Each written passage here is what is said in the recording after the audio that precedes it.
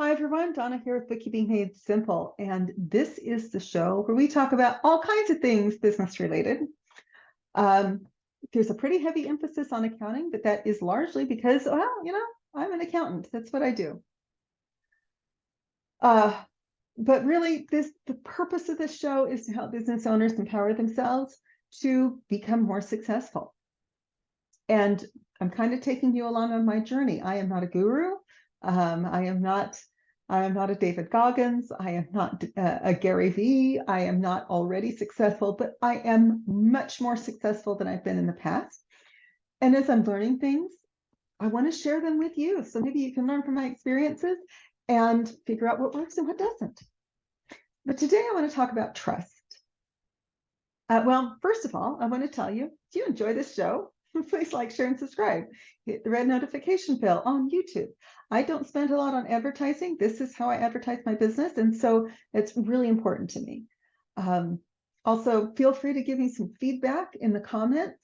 I would just love to see what you have to say. And I'm super excited because I know I've got about 50 followers on Spotify and 114 on YouTube, and it's really exciting to see the growth. It always feels like you grind and grind and grind, and then all of a sudden it explodes. It's so awesome. I know that may sound like low numbers, but I just started the Spotify thing. So I'm excited. Anyhow, trust is what brings us here today. I'm starting to look, well, I've been doing this for a while. I'm very quiet about my political beliefs on this channel because I don't think politics has much to do with business. And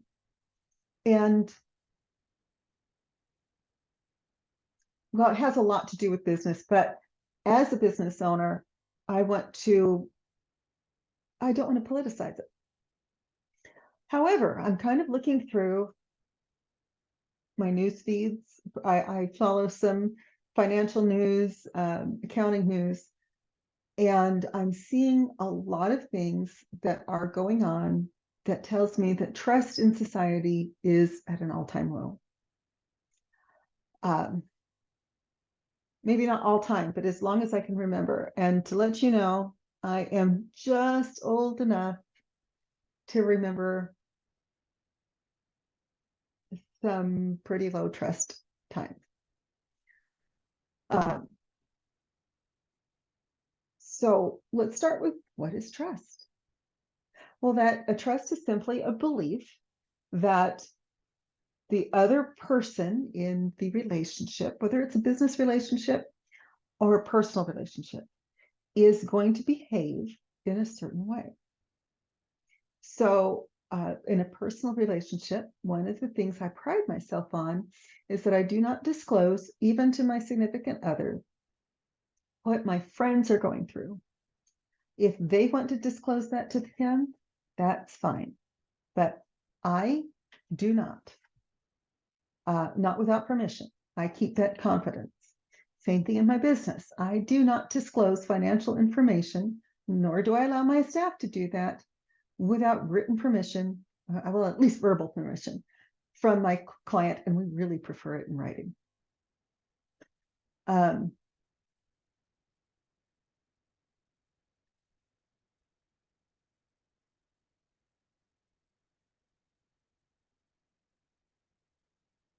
So that's one thing.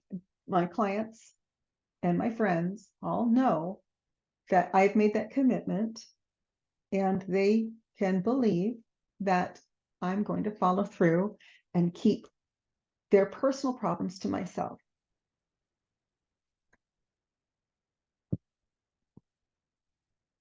Why do I do that? Well, because people need someone to talk to that's where they're not going to be gossiped about.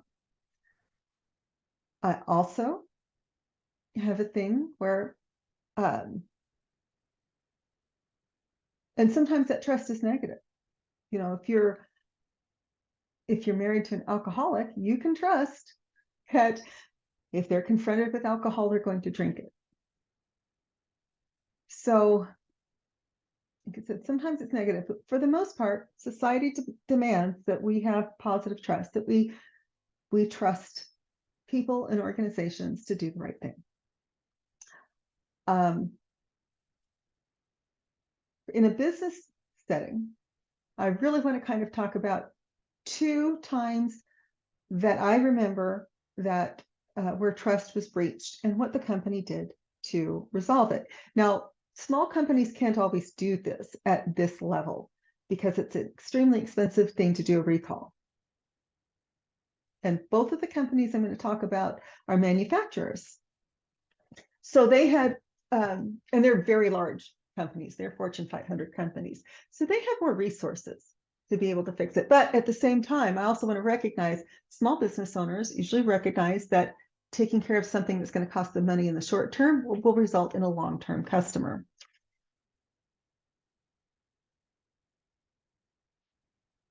So the first one is Tylenol.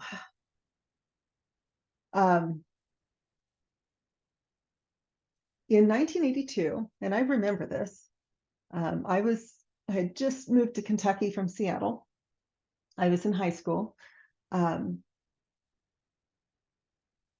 1982, a number of people died from taking poison Tylenol. And what had happened, it was all Tylenol capsules, by the way. There were 3 people in one family who took capsules from the same bottle. All 3 died. And then 3 other people. It was all in Chicago. So they did narrow this down to Tylenol. And Tylenol,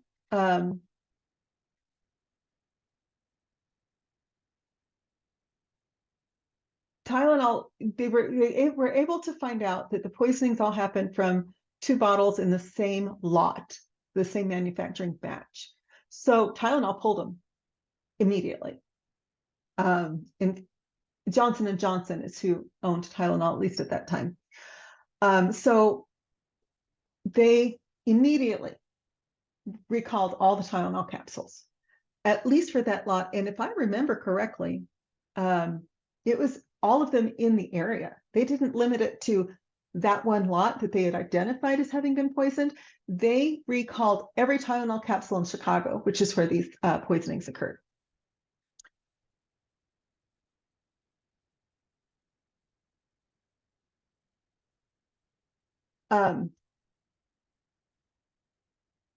So, and then someone poisoned a bottle of Tylenol in California. So Johnson & Johnson pulled every single bottle of Tylenol capsules from the market. For a while, and at the time I was living in Kentucky, so for a while you couldn't get Tylenol in a capsule. You had to take it in a tablet because they were concerned that consumer confidence would drop. Well, why would consumer confidence would drop? Because now we can't trust Tylenol to be a safe product. That's fine. And Johnson & Johnson, one, they recognized that their long-term business depended on consumer confidence. It always does. So they recalled every single Tylenol capsule. It was the largest pharmaceutical recall up to that date. And then, let's see, it cost them, they pulled $31 million that were valued in 1982 dollars at $100 million. It'd be about 300 million today. And they sent out warnings to the hospitals, and they cooperated with the police. And they were very much about, we've got to get to the bottom of this, because if it's coming from our factory, that's a massive problem. We do not want to be associated with death. We want to be associated with health. So they also, when they did their recall, they told the consumers, bring your Tylenol capsules back and we will exchange them for tablets. It was 100. They also, by the way, they created the safety seal, and they did a lot of things to try to make us a little bit safer. They didn't have to do that. Did you know that?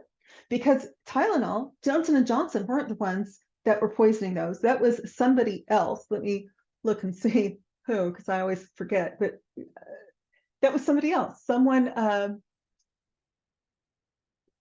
they originally thought that they were tampered with. Well, yeah, they were tampered with after being put on store shelves. So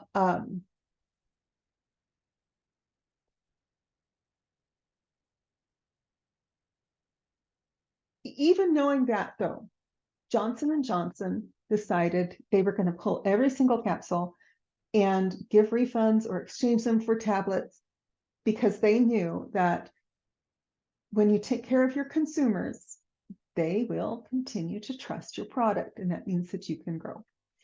On a small business level, or a smaller business level, this isn't really a small business, but when we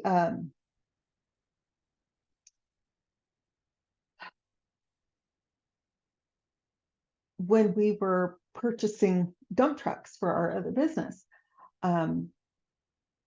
my husband said, he was pointing to a truck and said, I want to buy that one. And the guys basically said, they were used, and they said, no, you can't buy that one.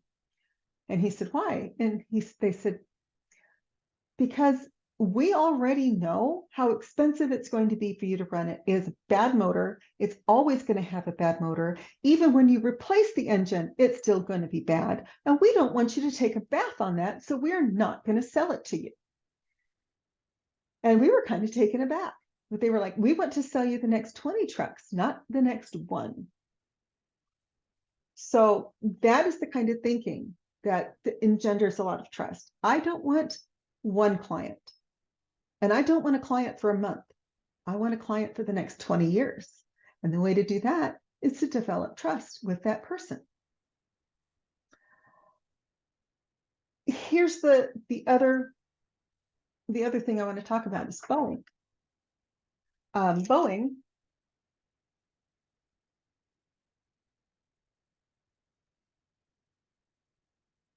Boeing has had problems with their 737. A few years ago, they were having problems with the computer issue, where there was some sort of programming that was causing these planes to suddenly nosedive, and the pilots were really scrambling. And if I remember correctly, one crashed. The pilots were scrambling to try to figure out what was going on. NTSB was scrambling to try to figure out what was going on. And the pilots were saying, we can't control the aircraft. Well, if you think about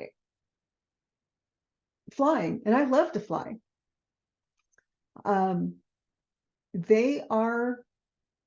so that's a tremendous amount of trust that goes into flying. You're getting into a great big steel tube with wings on it, and you are trusting the airlines, the pilots, the flight attendants, the other passengers, the TSA, NTSB, FAA, your everything to do with flight is a tremendous amount of trust, because if you crash, it's not very likely that that's going to be a survivable event. Now, fortunately, they're rare. And that is because these agencies and these personnel have put so much effort into making sure that aircraft are safe, because they don't want people to stop flying. But I do remember the computer glitch. This was right about 2020, as it was in the middle of everything else that was going on that year. Or just before, maybe it was in 2019. But what frustrated me at the time was they kept blaming the pilots, and the pilots kept saying, we're the ones in the air. We don't want to crash, but the plane is not cooperating with us, and this needs to be fixed. The only way that got fixed was when the CEO of Boeing was pulled before Congress. Now we have an issue, Boeing has an issue with an Alaskan airline flight just a couple of weeks ago had a door blowout mid-flight. Weirdly, there was nobody in that door row. And so nobody was hurt. They were able to get the plane back to Portland and to land it safely and evacuate the passengers. But That's not the kind of excitement I ever want to have on my airline flight, ever. Little turbulence is one thing, but having a door blow out, and then the airlines, of course, they have a vested interest in making sure their passengers are safe. They started inspecting those doors and they kept finding loose bolts and problems with the doors. So now the CEO of Boeing is going up before Congress again to answer to them about why are your planes not safe? And it doesn't matter if it's a one-time thing, because it was every airline said they have these Boeing 737s is saying, we have problems with this door. We found loose bolts. We found problems with the manufacturing. And these are new planes. So I'm looking to see what Boeing does. If they want to create more trust in the public, more public trust, more trust in aviation, then they're going to have to do something to repair the problem. They cannot shift the blame. They're going to have to say, we made mistakes. Not mistakes were made. We made mistakes. We are going to fix them. And we will do that even if it causes a loss for our business. Why? Because it's a manufacturing issue. It's not an airline maintenance issue. If it was an airline maintenance issue, it would have been that one plane and no others.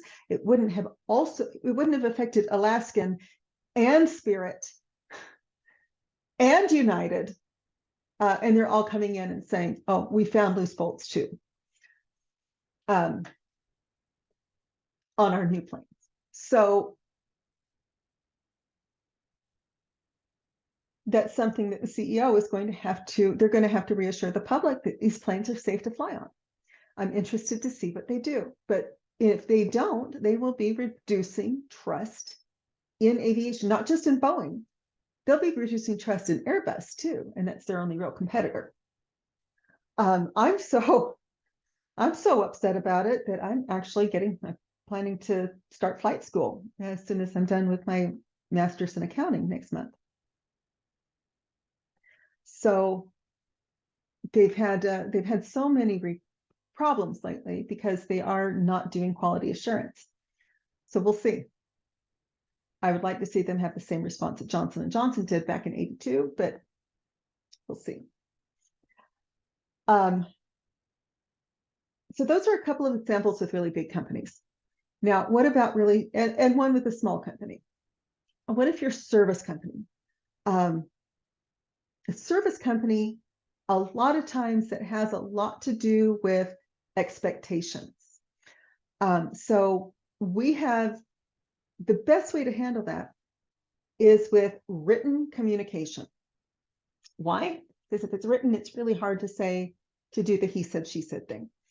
When you write it down, you have something that's verifiable. And that is one of the reasons we do most of our work over email, is because I want that record.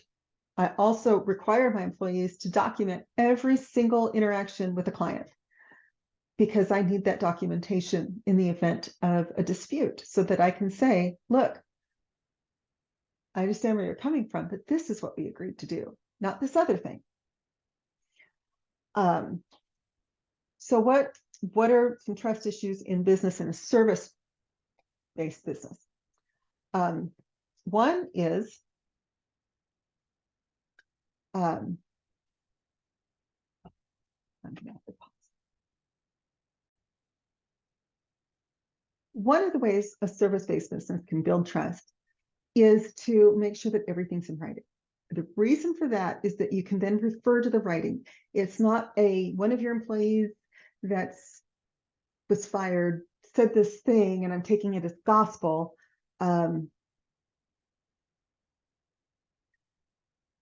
That doesn't always work. The employee may have been speaking out of turn. But when it's in writing, then that's something that can be addressed. Also,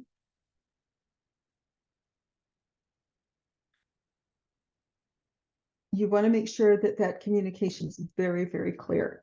So don't be afraid to go back and clarify things.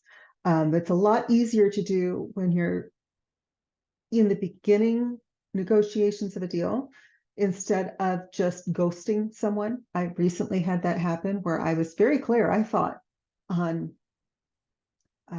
one of our policies is I have to have the first payment before work begins. Now, and it's a monthly subscription. It's not based on the number of hours. It's a monthly subscription. So there's a couple of reasons for that. One of them is some times of year are busier. January is a really busy time for us because we're trying to make sure that 1099s are corrected and ready to go. And I'm trying to get ready for tax season to officially begin on Monday. So I'm already starting preparing taxes so that I can absolutely pull the trigger on Monday and be just fine. So that's one thing.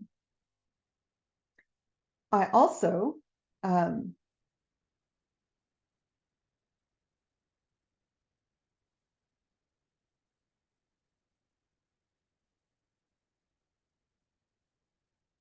and because of that, because there are certain times of the year that are much busier than others, and we have to take a lot more time with different clients, we don't want this to be time-based. We want the client to be able to know that, oh, my bookkeeping service is X number of dollars a month, and that's just what it is. On the other hand, we also put in our agreement exactly what it is we're going to do, so that when the client comes back and says, well, but you didn't do my invoicing, I can go back and say, but we don't have an agreement to do invoicing. Well, you didn't do my taxes. Yeah, because we didn't agree to do your taxes. And I don't see that as a breach of trust. I see that as a communication issue. And again, I have it in writing. So that's one way of building trust. Another way is to go above and beyond. And I've done that for quite a number of clients. The problem that I've had with that is that then they expect it. And I'm always happy to do extra for clients that appreciate it, but I've had clients that don't appreciate it, and it's really frustrating in that case. And I feel like that's a breach of trust. The client is breaching my trust when that happens. So if I don't do what I say I'm going to do, then there's a breach of trust on our end. But at the same time, as a client or a customer, you can also breach trust because that goes both ways. So yeah, this has really been weighing kind of heavily on my mind.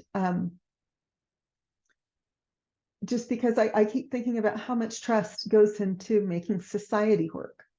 Like I said, airlines, 100% trust-based. We trust them to get us from point A to point B safely. Pharmaceuticals, we trust that what's in those little capsules filled with white powder are actually helpful and not going to hurt us. Supplements, we trust that that's what is in the bottle is actually what's on the label. That's why we have labeling laws, but we trust that those are going to be accurate.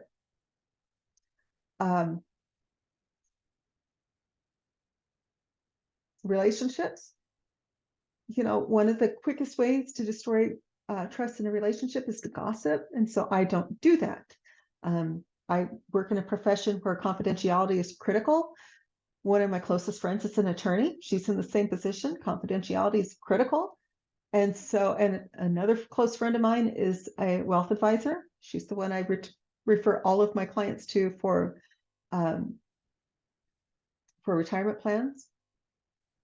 And confidentiality is critical. But she's also expressed to me, don't talk about certain things that we talk about, because what happens between us stays between us. And I have really made a point of saying, I don't even tell my husband what my friends tell me, because I consider it a sacred trust. And unless I have permission from them, just like with my clients, unless I have permission from them, what is discussed with me stays with me. But I'm seeing there's a lot less trust in society today. I don't know how to prepare it, but all I know how to do is to be trustworthy. And like everybody else, sometimes I fall flat on my face, but I keep getting up and trying to do a little bit better. And I really think that's all that anybody can ask. for those of you who may be wondering, I am pursuing a master's degree. I am in a committed relationship, and my significant other has some serious health issues that require a lot of my effort to get him through. I'm running 2 businesses, one of which I didn't want, but I'm running 2 businesses. We're in a bit of a slump in one business and a crazy busy time in the other one, so I guess it's working out. So I'm doing a lot. I'm trying to accomplish a lot. And like I said, and sometimes I overextend myself, but it's never on purpose. And it's always, I intend, my intentions are sometimes better than my execution. But at the same time, I also recognize that, I admit to it, I take full responsibility for it. I'm certainly not blaming my staff for my actions. In fact, they're wonderful about trying to help me make sure that I stay on track. And I am quick to admit to my mistakes and try to make them right. That's the only way I know of to build trust. And one is to admit when I've done something wrong, and another one is to consistently try to do better and improve our offerings, improve our service, improve our quality assurance, which is something that I'm currently working on. So that, because I want our clients to be very comfortable giving us their financial information, because we recognize that as a sacred trust that it is. And with that, I'm going to go ahead and close. And I'll talk to you again real soon.